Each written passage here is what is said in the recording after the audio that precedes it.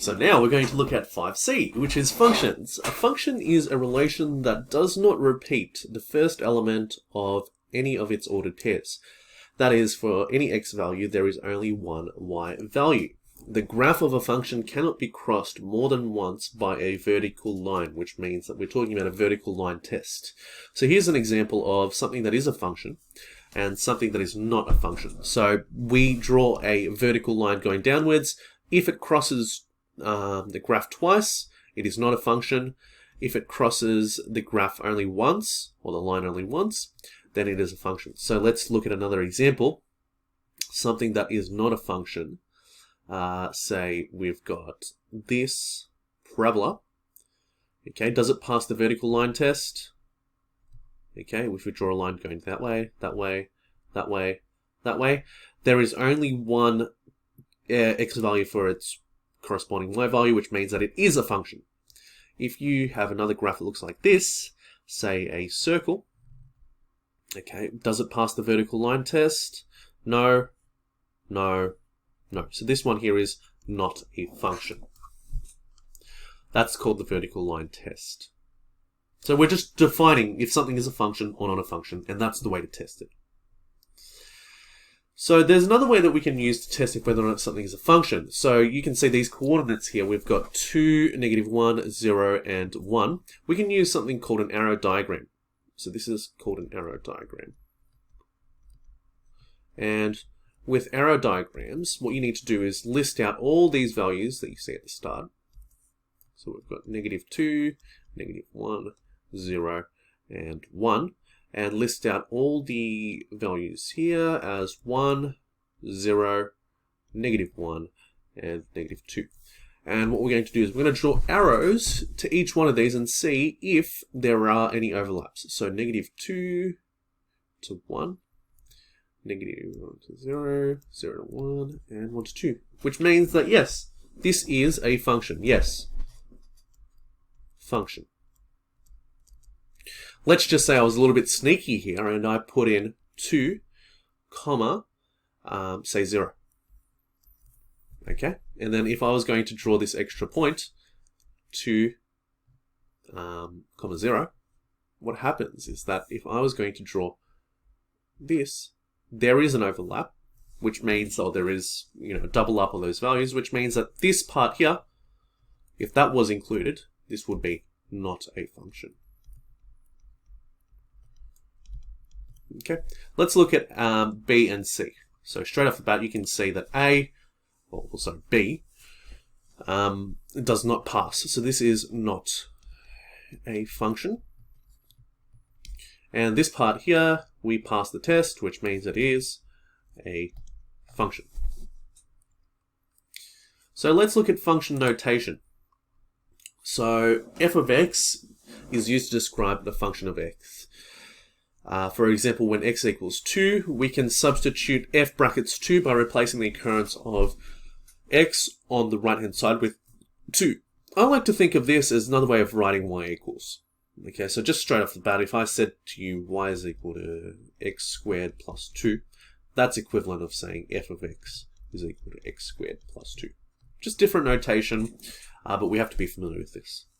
Functions are completely described if the domain and the rule are given. So these ones, I've got the rule, but I haven't actually given you the domain.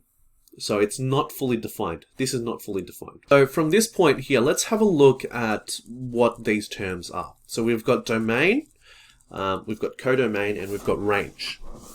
Domain is all possible function input values.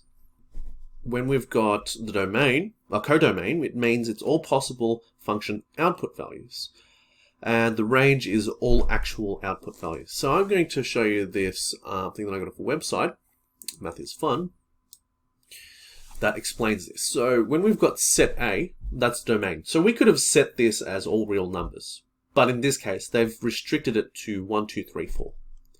Codomain means that it's all the possible values that this function could have, the range that this function could have. Okay, so they've listed it all out here. Could even be larger than this. And the range is only what is related to this particular restriction in the domain. So the domain and the range are quite heavily related, but the codomain pretty much just talks about the range as an overall thing. So let's look at a couple of things. DOM-F is the abbreviation for the domain of f of x. RAN-F is the abbreviation for range of f. The maximal domain of a function is the largest domain for which the function will remain defined. So that's important to remember, that it's when it remains defined. And the codomain gives a set of values that contains y, and it's usually r, the whole set of real numbers. So at this point, I'm going to show you these examples. If you want to pause it here and give them a shot, when you unpause, we'll go through the solutions to these. Alright, so if f of x is equal to x squared minus 3, what is f of 1? So what we're going to do is we're going to substitute 1 into wherever the x values are. So this is going to be f1 is equal to 1 squared minus 3, which is equal to negative 2. Okay.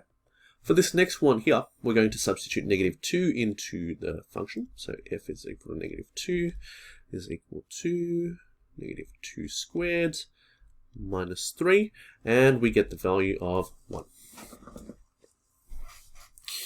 The next one here says, express the following functions in function notation with a maximal domain. So we actually have to define this. It's asking us to define.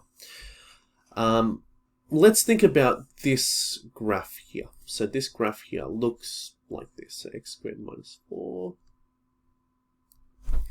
So our function f, okay, our domain, so if we scroll back up here, the domain bit could be, it's not actually restricting it, so we could talk about all real numbers, okay? And for this graph, what's the possible answer for this? Well, it could be all real numbers as well, where such that f of x is equal to x squared minus 4. And that's a fully defined function. Okay, let's look at the next one. So we've got y is equal to 3x minus 4, and it's actually got a restriction in the domain now.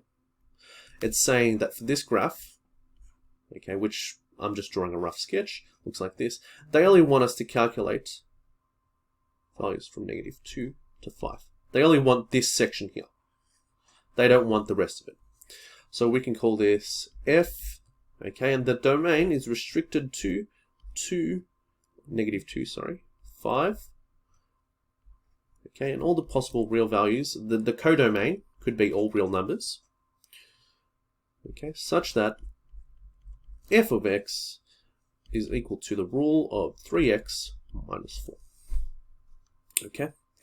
Now C, we've got y is equal to 1 over x. So if you remember this from the previous chapter, this is what this graph looks like. Okay, it's the hyperbola.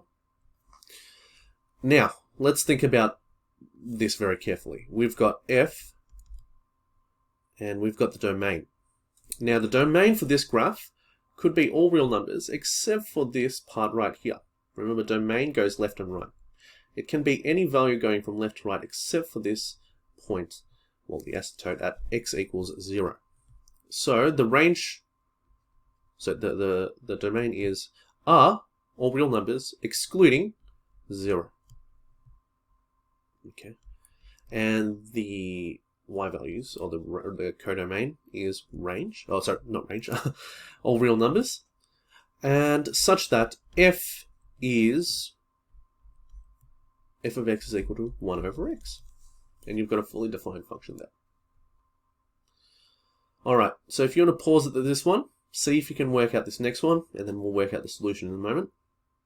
Now it says state the domain, the codomain, and the range for each of the following functions. So we've got 5 minus x. So we're going to draw a graph of this. Actually, you know what? We'll use our CAS calculators.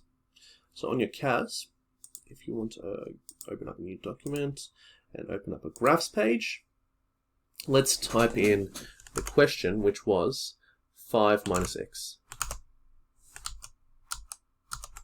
So 5 minus x. Now we can see with this one here, it's a straight line, it's a negative linear graph. We don't have a restriction on the domain, so it wants pretty much all the values. Okay, going downwards and going upwards. So the domain of f is equal to all possible real values, all real numbers. The codomain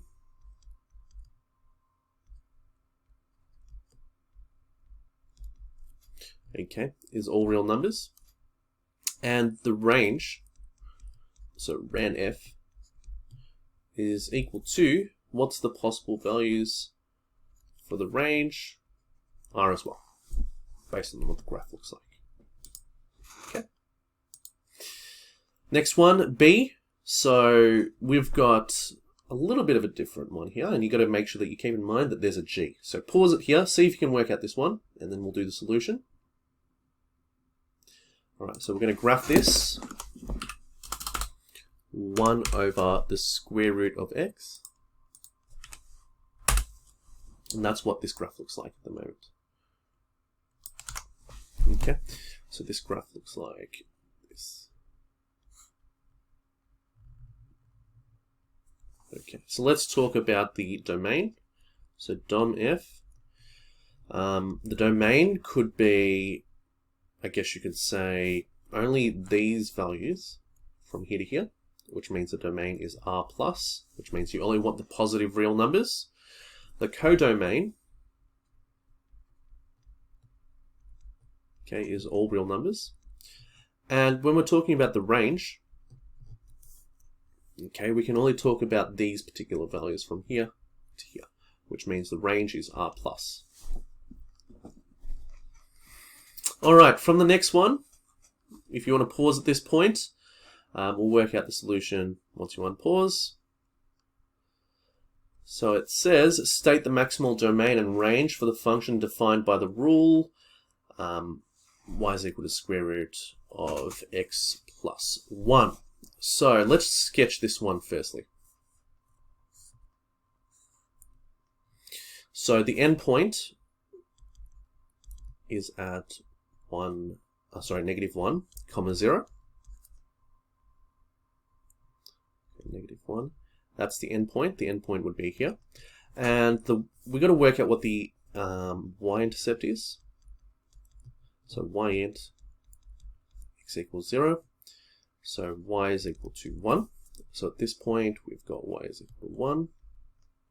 Okay, and we can actually sketch this going that way. So let's think about the domain and range. So the domain of this graph is from -1 all the way onwards. And it can be -1, which is why I use square brackets, to infinity. And the range, okay, can be including 0. And it goes all the way up to infinity. Okay. And this last one here, we've got 1 over x plus 2. So if we draw this graph, okay, the asymptote's going to be at x is equal to -2. Okay, the graph's going to hit something like this. Okay, we've got to work out what that point is. Okay, so y-intercept, let x equal 0, int. So we get y is equal to 1/2, which means that this point here is 0, 1/2. So at this point, let's talk about the domain. Or DOM. Okay, doesn't really matter at this point. So the domain can be all the values going that way and all the values that way, except for this point right here. So it can be all real numbers, but we need to make sure that we exclude this -2 bit. Okay, and remember it's also as a set. Okay, because we need to exclude that -2. All right. Now the next one is the range. Okay, and the range can be anything going from here to here, except for this part right here, because there's an asymptote at this point. So what's that value? 1 equals 0. So it can be all real numbers excluding 0. Okay, and that concludes 5C.